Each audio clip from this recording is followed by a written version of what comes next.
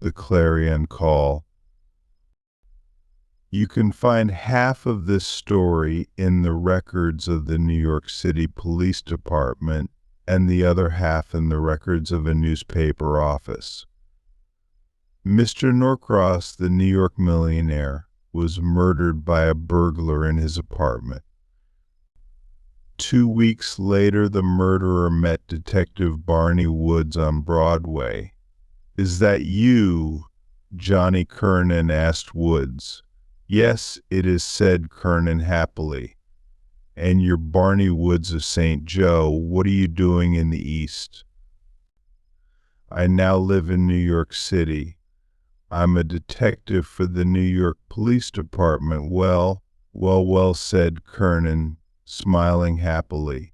"Come into Muller's Cafe," said Woods, "and let's find a quiet table. I want to talk to you, Kernan." It was almost 4 o'clock in the afternoon, and there weren't many people in the cafe. They found a quiet table and Kernan sat down in front of the detective. Kernan was well-dressed and self-confident. Woods was short, pale, and wore a cheap suit. "What are you doing now?" asked Woods. "You left St. Joe a year before me." "I'm in the gold mining business," said Kernan. "Perhaps I'll open an office here." Well, so old Barney is a New York detective. You were in the police in St. Joe after I left, weren't you?" "Yes, I was there for 6 months," said Woods. "And now there's one more question, Johnny.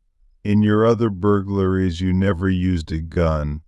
Why did you kill Norcross?" Kernan looked at his drink for a few moments. Then he looked at the detective with a big smile. "How did you discover this, Barney?" he asked with admiration. "I thought I did a perfect job. Didn't I?" Woods put a very small gold pencil on the table. It was a little watch charm. "This is the little charm I gave you when we were in St. Joe. I found it under the table in Norcross' room. Be careful of what you say, Johnny. We were friends once, but now I'm a detective and I must do my duty. In the state of New York, murderers get the electric chair." Kernan laughed. "I'm lucky, Woods," Kernan said. He put one hand inside his coat.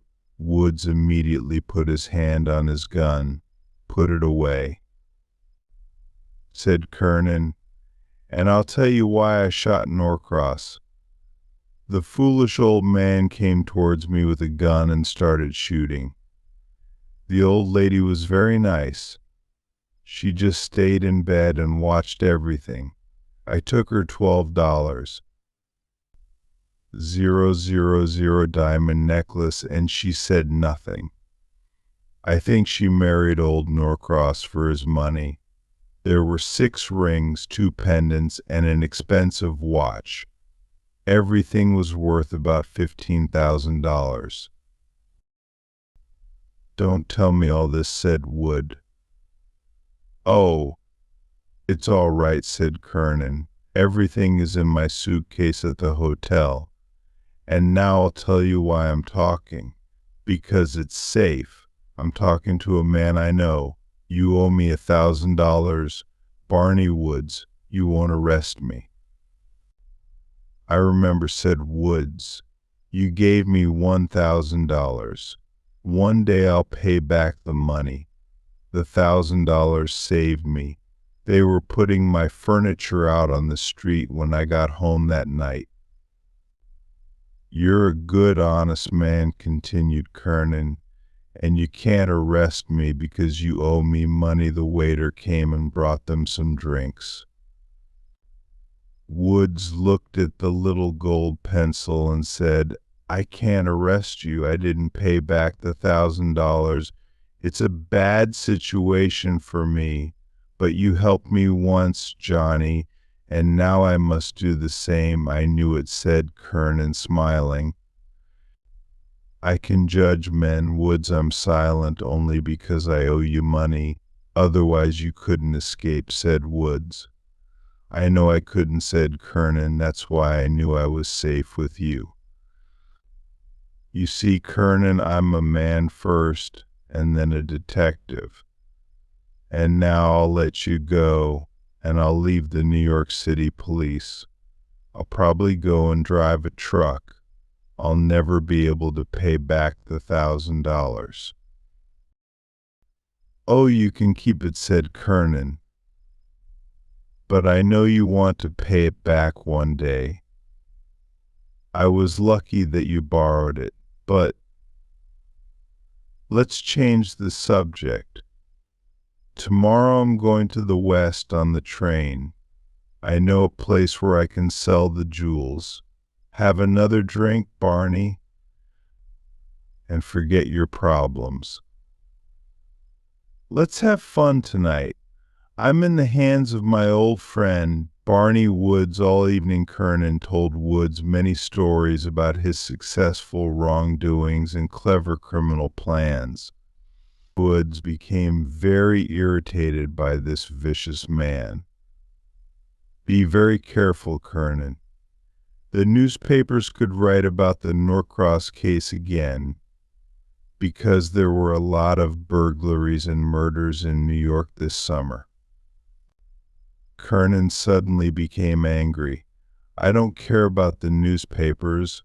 What can the newspapers do? They can send reporters and photographers to the scene of the crime. They can write about it, but they can't catch the burglar. Well, I don't know, said Woods slowly. Some newspapers do very good work. There's the Morning Mars, for example. They helped to catch a criminal when the police forgot about him. I'll show you, said Kernan, getting up confidently. I'll show you what I think of newspapers in general and the Morning Mars in particular. There was a telephone booth near their table. Kernan went inside the booth and left the door open. He found a number in the telephone book and phoned. Woods sat quietly and looked at Kernan's cold and arrogant face. He listened carefully. Hello, the Morning Mars. I want to speak to the editor. He waited a few moments with his vicious little smile. Are you the editor? I am the man who killed old Norcross. Wait, this is not the usual crank call. I killed the old man at 2:30 a.m.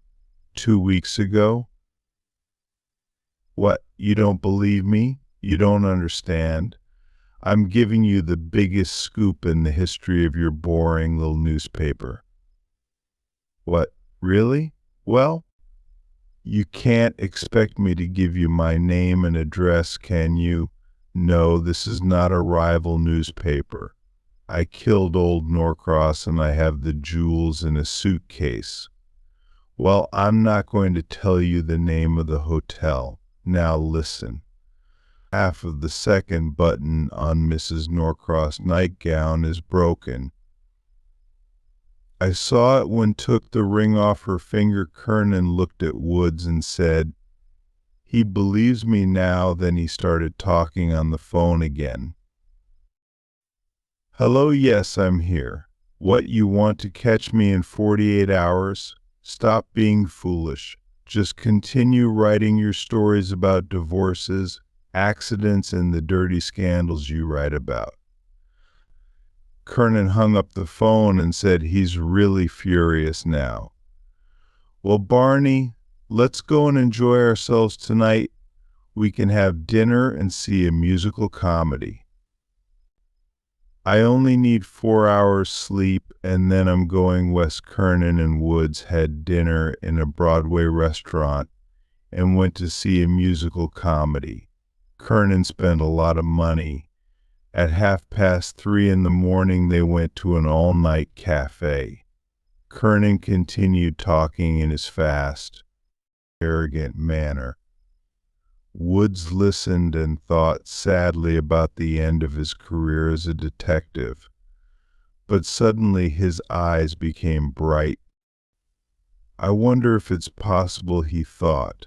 I wonder if it's possible outside it was early morning, the big city was waking up. Woods could hear the first noises of the day. One of the noises were the cries of the newspaper boys with the latest news, the Clarion Call. Woods gave 10 cents to a waiter and said, "Buy me a Morning Mars, please." When he got the paper, he looked at the first page. Then he took a page out of his little notebook and began writing with a little gold pencil. "What's the news?" asked Kernan. Woods showed him the piece of paper. "Please pay to John Kernan the $1,000 reward that is mine for his arrest." Barnard Woods, you tease them so much on the phone and they put you on the first page of the Morning Mars. Now, Johnny, you'll come to the police station with me. The end.